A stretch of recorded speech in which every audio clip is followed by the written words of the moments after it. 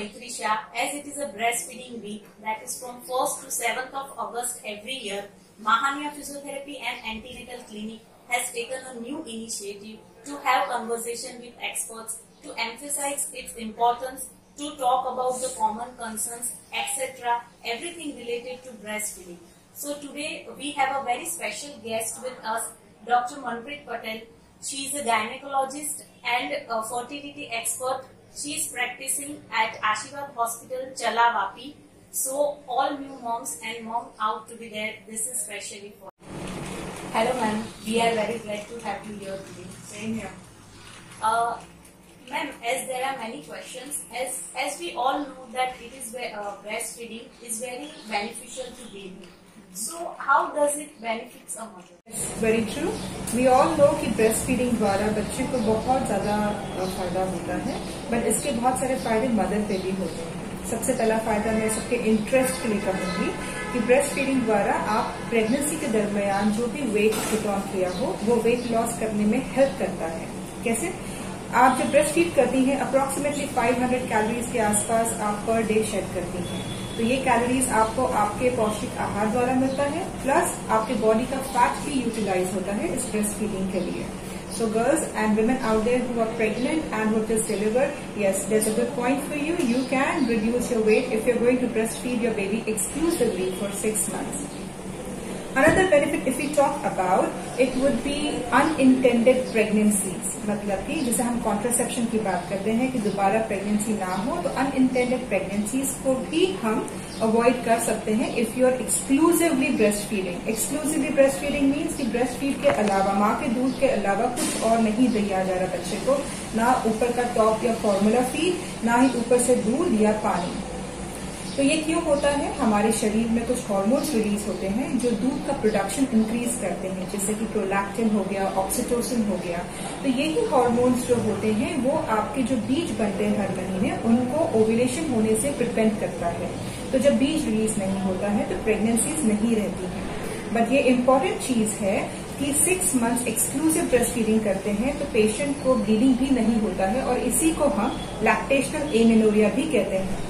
मगर अगर आप बच्चे को ब्रेस्ट फीड के साथ में फॉर्मूला फीड भी दे रहे हैं तो ये पूरी तरह से वर्क नहीं करता। So you can avoid unintended pregnancies by breast feeding. So let's talk about another benefit because of the same thing.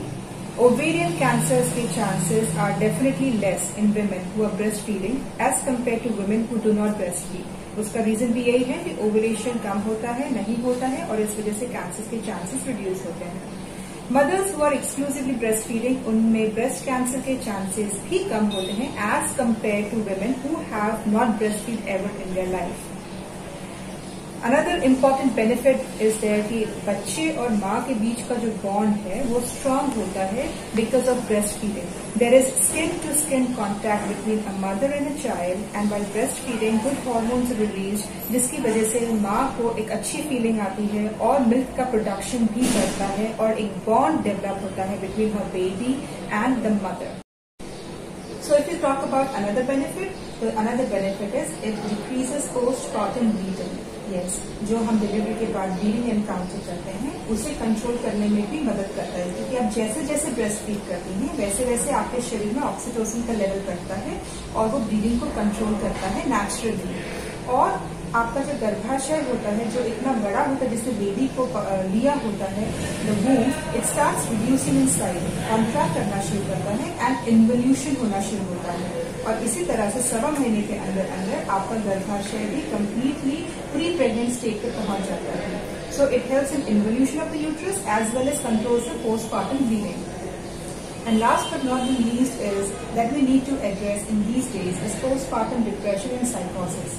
ऐसी स्टडीज में कहा गया है कि जो मदर्स ब्रेस्ट फीड करती हैं उनके अंदर पोस्टपार्टम डिप्रेशन और साइकोसिस के चांसेस कम रहते हैं, बिकॉज प्रोलैक्टिन, ऑक्सीटोसिन जैसे हार्मोन्स जो होते हैं they reduce stress, they induce good sleep, they help you relax as well, and because of the special bonding that they help you develop with a child, it gives you a good response in respect to your psychological issues. So I think we have so many benefits, Maitri.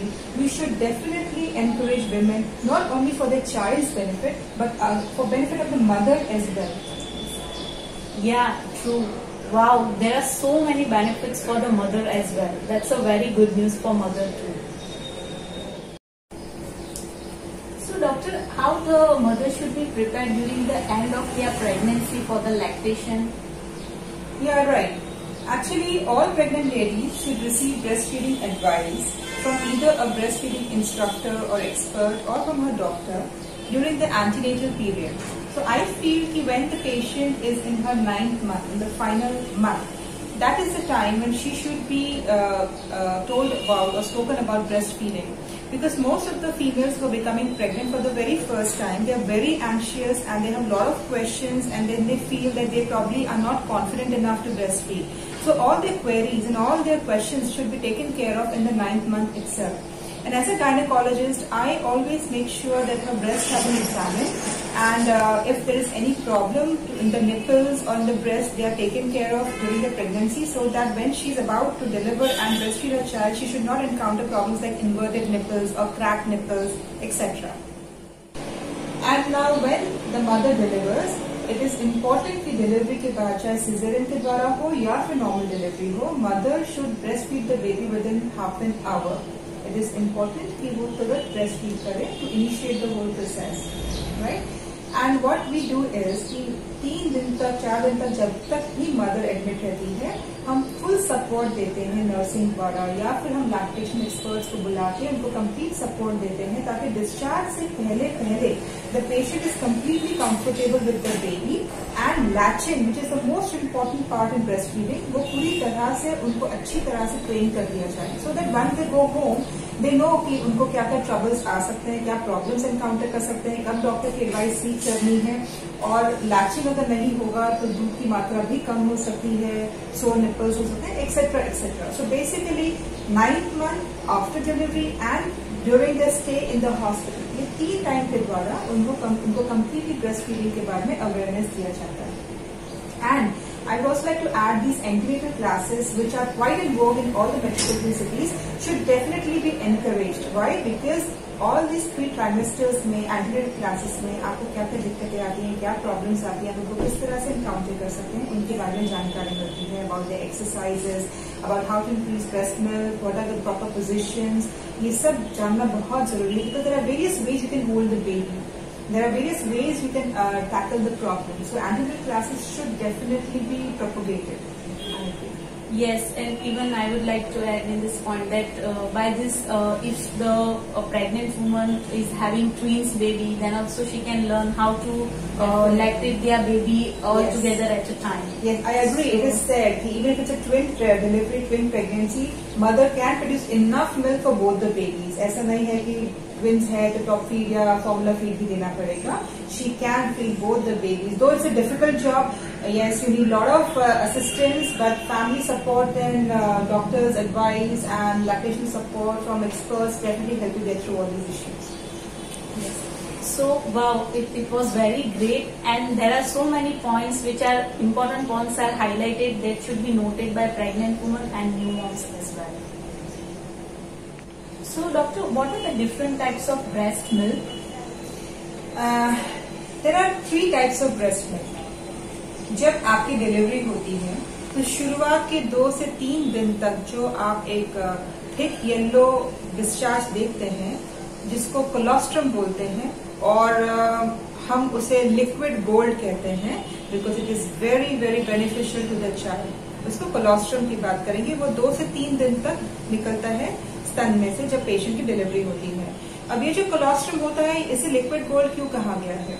Because इसमें definitely proteins होते हैं, vitamin mineral सब होते हैं, लेकिन इसके अंदर होता है इम्यूनोग्लोबुलिन्स. IgA एंटीबॉडीज प्रदान करता है, जो कि कोई भी बच्चे को इम्यूनिटी प्रदान करता है, जिसकी वजह से वो काफी सारी बीमारियों से, खतरों से और एलर्जीज से कॉम्बैट कर सकते हैं, जैसे कि एस्थमा या फिर सर्दी, खांसी, डायरिया. इन सब तकलीफों से लड़ने की शक्ति ये कोलोस्ट्रम के अंदर प्रेजेंट IgA एंटीबॉडीज देते हैं. और ऐसा भी कहा जाता है कि कोलोस्ट्रम जो होता है वो शुरुआत का दूध है.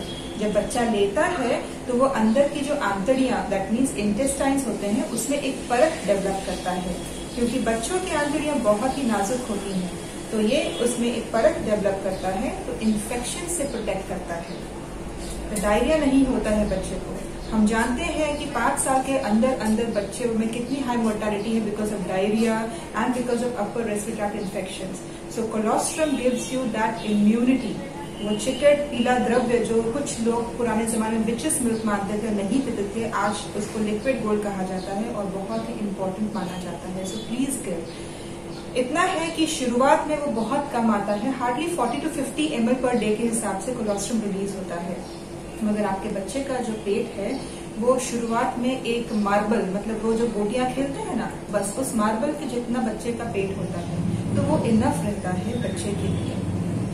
धीरे धीरे जैसे जैसे 2, 3, 4 दिन के बाद में दूध बदलना शुरू हो जाता है और अगले 10 दिन से 14 दिन तक के लिए जो दूध होता है उसको ट्रांजिशनल मिल्क बोला जाता है। ट्रांजिशनल मिल्क में बदलाव आता है। अब ये जो ट्रांजिशनल मिल्क होता है ये थोड़ा पतला होता है, इसकी क्वांटिटी ज्यादा होती है, मगर इसकी खासियत क्या है कि इसमें बहुत ज्यादा प्रोटीन होता है, विटामिन होते हैं, मिनरल्स होते हैं, कार्बोहाइड्रेट्स होते हैं, जो भी पौष्टिक आहार में होता है। मगर इसमें फैट, मतलब कि चर्बी का कंटेंट, कैलोरीज का कंटेंट ज्यादा रहता है। और इसी वजह से शुरुआत के 2 हफ्ते के अंदर अगर आपका बच्चा थोड़ा सा दूध पीता है फिर सो जाता है, थोड़ा सा दूध पीता है फिर सो जाता है, तो कोई बड़ी बात नहीं, क्योंकि इसमें हाई कैलोरी वाला दूध होता है ये। इसलिए बच्चा hardly 5 minute, 6 minute, 10 minute suck करता है and then he goes off to sleep. मगर उसको फ्रीक्वेंटली फीड देना जरूरी है, हर 2 से 3 घंटे के अंदर। शुरुआत में हर बच्चे को स्तनपान जो है कम से कम 10 से 12 बार मिलना चाहिए 24 घंटे के अंदर। तो अगर इस तरह से अंदाजा लगाया जाए तो हर 2 घंटे 3 घंटे में आप ब्रेस्ट फीड कर रहे हैं। शुरुआत में इसी तरह से रखना होगा और 10 से 14 दिन के बाद में यही ट्रांजिशनल मिल्क कन्वर्ट हो जाता है इनटू मैच्योर मिल्क। अब ये जो मैच्योर मिल्क है यही मिल्क अभी आगे तक चलेगा। अब इसी मैच्योर मिल्क में 2 भाग होते हैं, four milk and hind milk. अब ये फोर मिल्क और हाइंड मिल्क क्या है, ये बहुत इंपॉर्टेंट है जानना, बिकॉज आपको इससे अंदाजा आएगा कि आपको बच्चे को कितनी देर तक ब्रेस्ट फीड करना है। जो फोर मिल्क है वो मिल्क है जो सबसे पहले जब बच्चा स्तनपान शुरू करता है तो शुरुआत में दूध आता है वो फोर मिल्क होता है। पहले 5-10 मिनट के लिए फोर मिल्क आता है, उसके बाद में हाइंड मिल्क शुरू होता है। फोर मिल्क में ऑलमोस्ट 80 से 90% पानी की मात्रा रहती है। दैट मीन्स वाटर कंटेंट ज्यादा रहता है, ऑलमोस्ट 80 to 90%, और बाकी का कुछ परसेंटेज होता है वो प्रोटीन्स, विटामिन, मिनरल्स होता है। इसके बाद जब हाइंड मिल्क शुरू होता है तो उसमें पानी की मात्रा कम हो जाती है और कैलोरीज, फैट्स, इसकी मात्रा।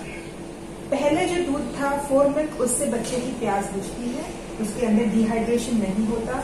और इसलिए मैं बार बार आग्रह करूंगी उन लोगों से जो लोग कहते हैं बच्चे को पानी दिया जाए, पानी नहीं मिलता, पानी पिलाना जरूरी नहीं। दूध में सही मायने में प्रोपोर्शन में पानी भी है और पोषण भी है, कैलोरीज भी है। और जो हाइंड मिल्क है वो बच्चे का पेट भरता है। अगर बच्चा 10-15 मिनट की दूध पीता है एक स्तन पे, अगर आप उसको उसके बाद दूसरे स्तन पे लगा देते हैं तो बच्चे में पानी की मात्रा ज्यादा होती है, वो पेशाब ज्यादा करेगा, मगर वो जल्दी जल्दी दूध मांगेगा। हाँ, 2-2, 3-3 घंटे करके दूध मांगेगा क्योंकि उसका पेट नहीं भरता है।